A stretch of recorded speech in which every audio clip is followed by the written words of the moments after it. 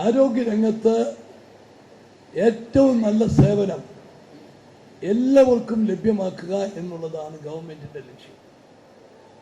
ഇന്ന് ലോകത്തെവിടെയും കിട്ടുന്ന ആരോഗ്യ സേവനം കേരളത്തിൽ ലഭ്യമാണ്.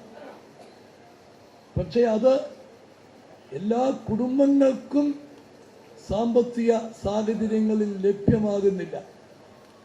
അത് ലഭ്യമാക്കണമെങ്കിൽ നമ്മുടെ മെഡിക്കൽ കോളേജുകൾ, SIT പോലുള്ള വളരെയധികം നമ്മൾ ശ്രദ്ധ കേന്ദ്രീകരിച്ചിരിക്കുന്ന